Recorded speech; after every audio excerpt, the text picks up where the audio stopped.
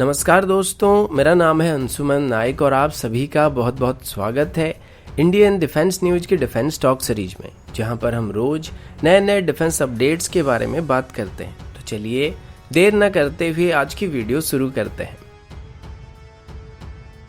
आज की पहली अपडेट ड्रैगनऑफ स्नाइपर्स को लेकर कुछ ही दिन पहले एक अपडेट सामने आया था, जिसमें ये बताया गया था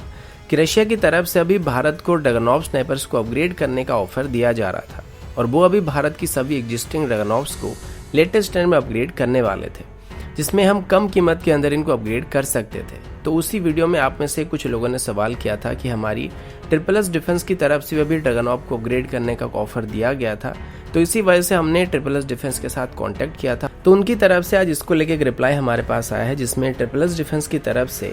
आर्मी को ऑफर किए गए रेट्रोफिट सिस्टम के कुछ डिटेल हमारे साथ शेयर किए गए, जिसमें हमारे पुराने ड्रैगनऑफ की जो बर्ड सेक्शन है उसको भी हटा दिया जाएगा और उसके जगह में वहां पे एक मॉडर्न स्टॉक को रिप्लेस किया जाएगा। इसमें नए बाइपोड्स को इंस्टॉल किया जाएगा, जो कि फायरिंग के दौरान गन को बेहतर स्टेबिलिटी प्रोवाइड करने वाले हैं। अब पहले क्या होता था, हमारे जो ड्रैगनऑफ स्नाइपर्स थे उनमें बस एक ही टाइप की स्कोप का इस्तेमाल किया जा सकता था, लेकिन अभी इसमें बेहतर ऑप्टिक्स को इंस्टॉल करने के लिए इसमें फ्रंट, रियर और बॉटम सेक्शन में भी नए नए रेल्स को इंस्टॉल किया जा सकेगा, जिसमें हम आगे चल के अपने हिसाब से कोई भी अटैचमेंट को वहाँ पे लगा सकेंगे।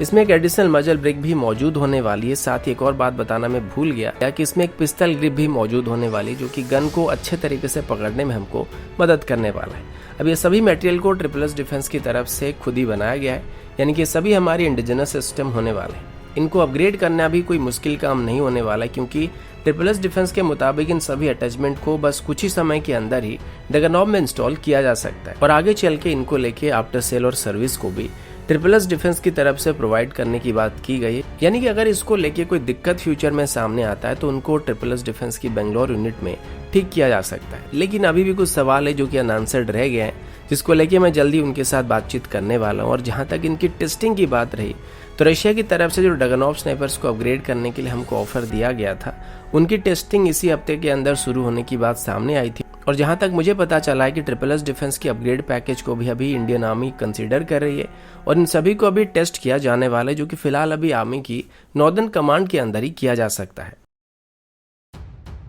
अगला अपडेट ट्विटर को लेके। आप सभी जानते हैं कि अभी सोशल मीडिया रूल और रेगुलेशन को लेके काफी बदलाव किए जा रहे हैं, क्योंकि सोशल मीडिया में कोई भी रूल और रेगुलेशन ना होने की वजह से इसका गलत लोग काफी सारा फायदा उठा रहे थे। इसी वजह से नए रूल्स और रेगुलेशन को लागू किया जा रहा है। पर अभी ट्विटर, जो कि हमारी लगभग सभी ऑफिशियल अपडेट का एक मेजर प्लेटफॉर्म है, यानी कि सरकार से लेके कोई भी मल्टीनेशनल कंपनीज की तरफ से अपनी ऑफिशियल स्टेटमेंट को इशू करने के लिए ट्विटर का इस्तेमाल किया जाता है। पर अभी इसी ट्विटर में भारत का जो मैप दिखाया जा रहा है, उसमें जम्मू एंड कश्मीर को भारत से पूरी तरीके से अलग करके दिखाया जा रहा है। अब इसमें जम्मू कश्मीर वाला पार्ट तो अलग करके दिखाया जा रहा है, लेकिन साथ ही अक्साई चीन वाला पार्ट को चाइना के साइड में दिखाया जा रहा है। अब ये दूसरी बार है जब ट्विटर की तरफ से ऐसे गलती की गई है, क्योंकि इससे पहले भी जब चाइना के साथ हमारा तनाव पीक पर चल रहा था, उस दौरान भी ट्विटर की तरफ से लेह को चाइना के साइड में दिखाया गया था। और अभी तो उन्होंने सारे हदें पार कर दिया और जम्मू कश्मीर को भारत से अलग करके दिखाना शुरू कर दिया है। अब फिलहाल सरकार और ट्विटर के बीच नए IT रेगुलेशन को लेकर डिस्कशन किया जा रहा है, लेकिन अभी ट्विटर की तरफ से ये जो किया गया है, मेरे हिसाब से इसके लिए ट्विटर पर काफी कड़ी कार्रवाई करना चाहिए। और इतने बड़े सोशल मीडिया प्लेटफॉर्म की तरफ से ऐसे गलती कभी बर्दाश्त नहीं किया जा सकता है। अगला अपडेट भारत और चाइना को लेके। बुमरांग की तरफ से पब्लिश किए गए एक रिपोर्ट के मुताबिक लाइन ऑफ एक्चुअल कंट्रोल में भारत की तरफ से अभी लगभग 50,000 एडिशनल ट्रूप्स को डिप्लॉय करने की बात की गई है। और पिछले साल के मुताबिक अभी भारत की तरफ से लद्दाख में लगभग 40% ज्यादा ट्रूप्स को डिप्लॉय करके रखा गया है, जो कि कुल मिलाकर 2 लाख के आसपास होने वाली है। जबकि अभी तक इस बात को लेकर ऑफिशियल लेवल में भारत की तरफ से कोई भी कंफर्मेशन नहीं दिया गया कि भारत की तरफ से लाइन ऑफ एक्चुअल कंट्रोल के करीब 2 लाख के आसपास ट्रूप्स को डिप्लॉय करके रखा गया है। पर जब एक तरफ बुमरांग की तरफ से ये बताया जा रहा है कि लाइन ऑफ एक्चुअल कंट्रोल में भारत की तरफ से डिप्लॉयमेंट किया जा रहा है, तो दूसरी तरफ चाइना की तरफ से आज एक ऑफिशियल स्टेटमेंट इशू किया गया, जिसके मुताबिक अभी लाइन ऑफ एक्चुअल कंट्रोल में कोई भी तनाव वाली बात नहीं है। और ग्लोबल टाइम के मुताबिक भारत सरकार और इंडियन मिलिट्री की तरफ से जो स्टेप लिए जा रहे हैं, उससे बॉर्डर में तनाव धीरे धीरे कम हो रहा है। और अभी तो दोनों ही तरफ से बातचीत भी किया जा रहा है, जो कि आगे चल के कंप्लीट डिसएंगेजमेंट में मदद करने वाली है। और इसी हफ्ते या अगले हफ्ते के अंदर ही दोनों के बीच बॉर्डर मीटिंग को भी अरेंज किया जाएगा। तोमेमी बुमरंग की तरफ से यहाँ पे जो रिपोर्ट पब्लिश किया गया था वो गलत हो सकता है कि भारत की तरफ से लाइन ऑफ एक्चुअल कंट्रोल के करीब 2 लाख के आसपास ट्रूप्स को डिप्लॉय किया गया है। वैसे ग्लोबल टाइम के ऊपर भी भरोसा करना थोड़ा मुश्किल है, क्योंकि ये सभी के सभी गिरगिट प्रजाति के हैं और हर सेकंड में रंग बदलते रहते हैं। अगला अपडेट अग्नि प्राइम मिसाइल को लेके, जैसे कि पहले भी मैंने आप सभी को बताया था कि DRDO की तरफ से अभी 28 और 29 तारीख को नोटम वार्निंग को इशू किया गया था, जिसमें भारत किसी अननोन मिसाइल की टेस्टिंग करने वाला है। इसके बाद पता चला था कि इस दौरान भारत की तरफ से अग्नि प्राइम मिसाइल की टेस्टिंग करने की प्लान किया जा रहा है। आज DRDO की तरफ से ऑफिशियली अनाउंस कर दिया गया कि आज भारत सफलता के साथ अग्नि प्राइम मिसाइल की टेस्टिंग कर चुका है। इसे आज हमारे अब्दुल कलाम आइलैंड से लगभग 10:55 के आसपास टेस्ट फायर किया गया था और DRDO के मुताबिक इसकी सभी टेस्ट पैरामीटर्स को सफलता के साथ हासिल कर लिया गया है।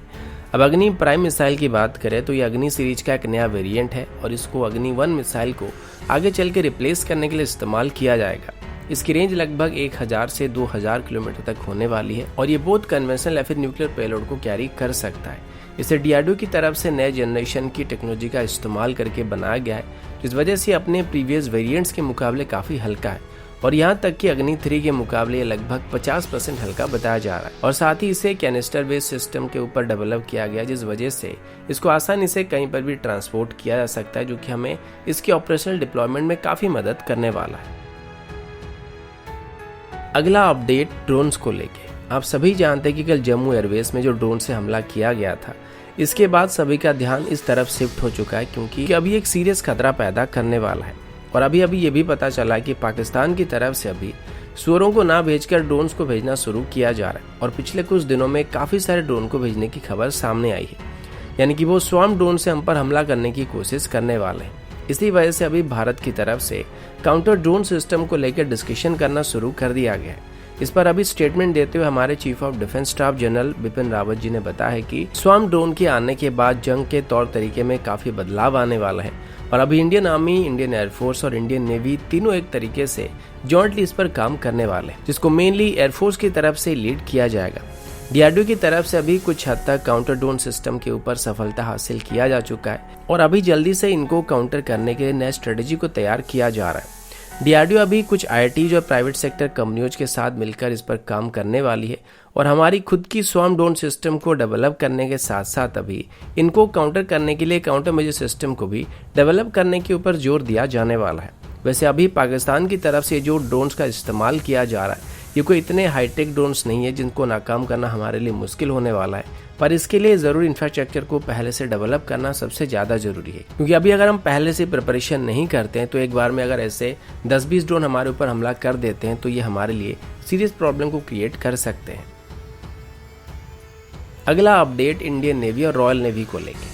जी न्यूज के रिपोर्ट के मुताबिक भारत और यूके की नेवीज के बीच अभी एक ट्राई सर्विस एक्सरसाइज को कंडक्ट करने का प्लान किया गया है। इस एक्सरसाइज का नाम एक्सरसाइज कोंकण होने वाला है, जो कि एक एनुअल एक्सरसाइज है और इसमें यूके की latest aircraft carrier queen Elizabeth भी पार्टिसिपेट करने वाला है। अभी तक इसमें इंडियन नेवी की कैरियर स्ट्राइक ग्रुप पार्टिसिपेट करेगी या नहीं, ये क्लियर नहीं हुआ है, क्योंकि अभी INS विक्रमादित्य का शेड्यूल मेंटेनेंस चल रहा है, जिस वजह से शायद इसमें पार्टिसिपेट करने वाला है। लेकिन इसमें इंडियन नेवी की डिस्ट्रॉयर फ्लीट, सबमरीन और P-8I एयरक्राफ्ट के साथ MiG-29 के फाइटर जेट पार्टिसिपेट करने वाले हैं। इस बार इसको बे ऑफ बंगाल में कंडक्ट किया जाएगा और इस एक्सरसाइज का जो मेन उद्देश्य होने वाला है वो ये है कि जरूरत पड़ने पर रॉयल नेवी और इंडियन नेवी एक साथ साइड बाय साइड ऑपरेट कर सकते हैं, जिसके लिए इन दोनों के बीच अच्छे से तालमेल बिठाने के लिए जॉइंट एक्सरसाइज को कंडक्ट किया जाता है। इसी बीच इंडियन नेवी की एक और वेसल INS तवर भी रॉयल नेवी के साथ एक जॉइंट एक्सरसाइज में पार्टिसिपेट करने वाला है, जो कि फिलहाल अभी रशियन नेवी डे के सेलिब्रेशन में पार्टिसिपेट कर रहा है। और ये रशियन नेवी के साथ जॉइंट एक्सरसाइज को कंडक्ट करने के बाद वहां से फ्रेंच नेवी के साथ जॉइंट एक्सरसाइज में पार्टिसिपेट करने वाला है और उसके बाद ये अफ्रीका और यूरोप होते हुए कई सारे पोर्ट के विजिट पर जाने वाला है। तो दोस्तों अभी के लिए इतना ही, मिलता हूँ आपसे अगले वीडियो में, तब तक के लिए जय हिंद, वंदे मातरम।